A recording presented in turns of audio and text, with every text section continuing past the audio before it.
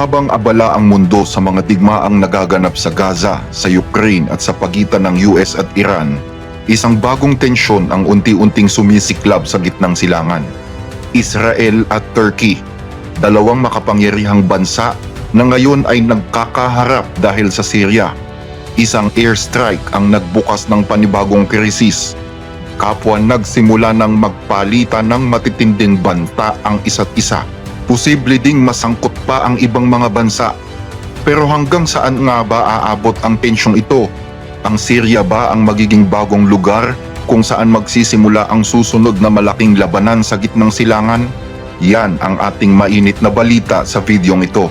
At bago tayo mag-umpisa, baka po pwedeng pa-request ng inyong like. Malaking tulong po ito sa ating mga researchers. Maraming salamat po.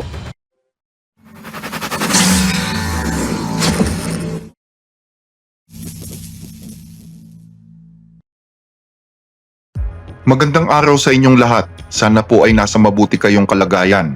Ngayon ay August 21, 2026. Nagliliyab na ang Middle East dahil sa patuloy na palitan ng pag-atake ng US at Iran. Inaatake pa ngayon ng Israel ang Gaza at Lebanon kahit mayroon ng ceasefire. Sa Hilaga naman, walang hinto ang digmaan ng Russia at Ukraine.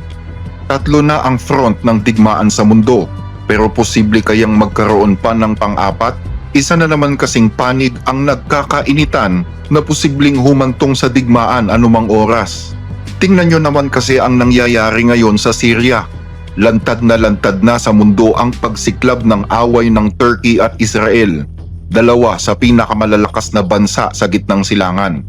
Nagsimula ang lahat noong Martes, August 18, nang bombahin ng Israel ang Syria. Ang target nito, ang runway at ang mga imbakan sa Abu al-Duhur Air Base. Matatagpuan humigit kumulang 55 kilometers mula sa border ng Turkey. Pero bakit nga ba ito inatake ng Israel? Para kasi sa kanila, malaking threat ito sa kanilang national security. Ipinaliwanag ng Israel na ang mga pag-atake ay isang preemptive measure o hakbang na ginawa upang mas maagang mapigilan ang mga tropang Turko na mag-deploy patimog patungo sa lugar malapit sa Israeli border. אנחנו לא נסבול התבססות צבאית טורקית שיורדת דרומה, כי היא מאיימת עלינו. את זה העברנו באופן כללי. עכשיו אנחנו ראינו שיש כוונה של טורקיה להתבסס בשדה תעופה דרומית לקו שלה, קרוב לחלב, והעברנו מסר. איך אגדיר לך את המסר? Don't. המסר עבר? המסר עבר, אבל כנראה שלא לא שמעו אותו, אז דאגנו שיבינו אותו בצורה יותר טובה. Ito ang matagal nang kinatatakutan ng Israel, ang unti-unting pag-usad ng puwersa ng Turkey papalapit sa kanilang mga border. At ngayon nga ay maliwanag na nila itong nakikita. Ang totoo, humigit kumulang 5% na ng teritoryo ng Syria ay hawak na ngayon ng mga Turko dahil sa paunti-unting pag-usad na ito papalapit sa border ng Israel. Dahil dito, nagbabala na ang punong ministro ng Israel sa Pangulo ng Turkey dahil sa mapanganib na pakikipagsapalaran daw ng Turkey sa Syria. Ayon sa isang social media post ni Israeli Defense Minister Israel Katz, hinahatak ni Erdogan ang Turkey sa mga mapanganib na pakikipagsapalaran sa Syria. Hindi papayagan ng Israel ang sinumang aktor na magbabanta sa kanilang security. Mas mabuti pang ipagpatuloy na lang ni Erdogan ang kanyang mga hindi makatotohanan at puno ng pantasyang mga sinasabi laban sa Israel sa Turkish Grand National Assembly, kaysa naman subukin ang determinasyon ng Israel na ipagtanggol ang sarili nito. maliwanag na ang tinutukoy ni Katz dito ay ang mga akusasyon ni Turkish President Recep Tayyip Erdogan na ang Israel ay gumagawa daw ng mga crimes against humanity. Ganon din ang bansag ng Turkish Foreign Minister na ang Israel daw ay isang malaking mantsa sa sangkatauhan.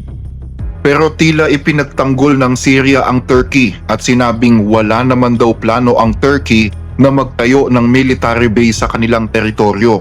Dumalaw lang naman daw ang mga opisyalis ng Turkey para sa isang pagsasanay at makipagtulungan sa Syria. Alam ng lahat na tinutulungan ng Turkey ang Syria na muling buuin ang kanilang armed forces. Sinasanay ng Turkey ang mga sundalong Syrian at nagbibigay rin ito ng mga kagamitan.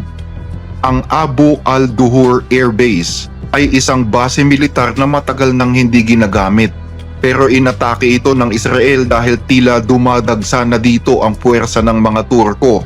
Ayon kay Israeli Prime Minister Benjamin Netanyahu, may usapan na daw ang Syria at ang Israel na pananatilihin ang status quo sa mga security issues. Pero sa nangyayari ngayon, unti-unting nasisira ang usapang ito. Kung matatandaan kasi, nito lamang January 2026, nagkaroon ng pagpupulong sa Paris na dinaluhan ng mga delegado ng Syria, US at Israel, kasama din ang Mossad Director na si Roman Goffman, kung saan napag-usapan ang mga bagay tungkol dito. Ang totoo, panahon pa lang ni dating US President Joe Biden ay may mga ganitong usapan na, pero tila unti-unti nang sumisira ang Syria sa kasunduang ito. Dahil dito, nagbigay na ng ultimatum si Israeli Prime Minister Benjamin Netanyahu sa Syria at nagbabala na iwasan ang militarisasyon sa buong southern Syria. Para sa Israel, wala namang problema ang pagtutulungan, pero hindi dapat lumampas sa boundary ang kanilang military cooperation. At hindi rin makakapayag ang Israel na maging ganun kalakas ulit ang Syria hanggang sa maging banta na naman ito na pwedeng magpasiklab ng digmaan. Sumagot din ang Turkey at sinabing namamaratang na naman daw ang Israel, gumagawa ng mga banta na hindi naman totoo para magkaroon lang ng dahilan na magsimula ng gera. Kasabay niyan, tiniyak din ng Turkey sa Syria na patuloy nila itong susuportahan. Ang aming mga pagsusumikap at ambag para pangalagaan ang soberanya at integridad ng teritoryo ng Syria at upang matulungan itong makamit ang katatagan at seguridad ay magpapatuloy ng may determinasyon. Nanawagan din ang Turkey sa international community na gumawa ng mga konkreto at epektibong hakbang kontra sa mga ginagawa ng Israel na para sa Turkey ay banta sa kapayapaan at katatagan ng region. Pero nang tanungin ng mga reporter ang mga opisyales sa Turkey kung meron ba talaga silang military presence sa airbase na binomba ng Israel, tumanggi na itong sumagot.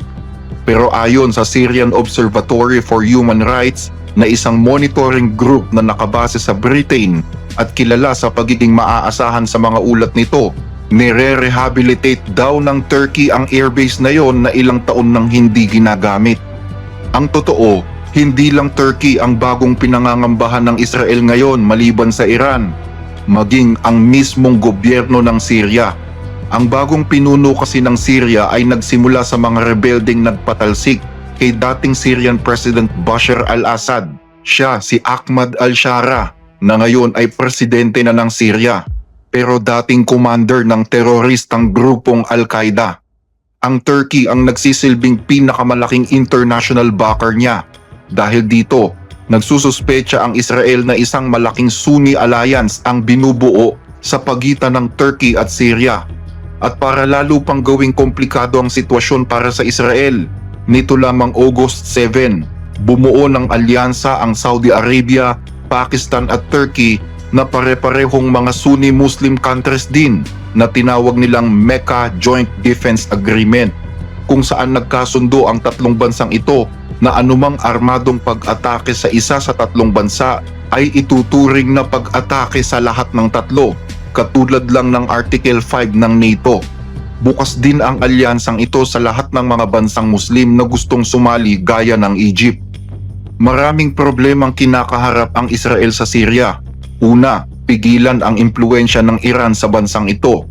Pangalawa ay protektahan ang komunidad ng mga Druze sa southern Syria. At ngayon naman ay tungkol sa Turkey. Ang tawag dito ay mission creep, kung saan ang isang security threat ay nagiging dalawa, ang dalawa ay nagiging tatlo, bago mo pa mamalayan na nakikipaglaban na ang isang bansa sa lahat ng pwedeng maging banta sa kanya. At bago pa dumami ang mga banta, inunahan na ng Israel ang Syria at Turkey at binomba ang Al-Duhur Air Base. Para sa Israel, ang Turkey na ang bagong Iran. Naglabas naman ng matinding banta ang Russia sa Israel. Ayon sa isang Russian general, kung magpapatuloy daw ang paglala ng tensyon sa Middle East, posibleng dumating ang panahon na mawala na ang bansang Israel sa mapa. para kay Russian Lieutenant General Apti Alaudinov, commander ng Akhmat Special Forces ng Russia. Gusto daw talaga ng Israel na palakihin ang gulo para madamay ang Amerika at ang buong NATO bloc. Dapat nating maintindihan na lalo lang lalawak at titindi ang digmaan sa Middle East. Sa tingin ko, pangunahing layunin ng Israel na siguraduhing lumalaki ang sakop ng digmaang ito para gaya nga ng sabi nila, madamay ang Amerika at ang buong NATO bloc sa digmaan. At sa nakikita ko, nagtatagumpay sila. Sa huli, pwedeng mabigo ang planong yan kapag sumobra ang tiwala nila sa lakas nila. Pwede silang matalo at maglaho na lang ang kanilang bansa. Kung loloobin ng Diyos, mangyayari din yan. May kasabihan nga, ang humuhukay ng patibong sa iba, siya din ang mabibiktima. Sa kabilang banda, hindi rin nagustuhan ng Amerika ang ginawa ng Israel na pambobomba sa Syria. Naniniwala ang US na hindi na dapat ginawa yon ng Israel. We are deeply concerned that the confirmed Israeli airstrikes on Abu al-Dur Air Base constitute an unnecessary escalation that does not advance regional stability. Naniniwala ang Amerika na mas dedicated na ngayon ang bagong pamahalaan sa Syria na mapanatili ang kapayapaan kasama ng Israel. Ayaw din daw ng Pangulo ng Syria na magtayo ng mga proxy forces. Sa halip, gusto nitong buksan ang kanyang bansa sa pakikipagrelasyon sa mga Western countries. Kung matatandaan, ang kasalukuyang Pangulo ng Syria ang kauna-unahang Syrian leader na nakabisita sa White House. Gusto sana ng Amerika na magkaroon ng diplomatic talks ang Syria at Israel para pag-usapan ang kanilang mga problema. Pero sa ginawa ng Israel na pambobomba sa Syria nitong huli, tila nagkaroon ng sagabal sa layunin ng US na patatagin ang gitnang silangan. Kaya naman challenge para sa Amerika ngayon na pababain ang tensyon sa pagitan ng dalawang bansa na itinuturing nitong mga kaalyado. Sinagot naman ng Israel ang mga paratang na gusto daw nilang magsimula ng gulo. Ayon sa ambasador ng Israel sa United States, alam nila na ayaw ng Syria ng gulo, pero nakikita nila ang Turkey na siyang tunay na nagpapasimula ng away. May masama daw kasing pinaplano ang Turkey sa Israel at gusto nitong gamitin ang Syria. Kaya naman nananawagan ngayon ang ambasador na magkaroon ulit ng dialogue ang Syria at Israel para pag-usapan ang kanilang dati ng napagkasunduan. Hindi kasi umaasa ang Israel na makakatulong ang Turkey sa hidwaang ito, lalo't matindi ang pagkairita ng Turkey sa Israel.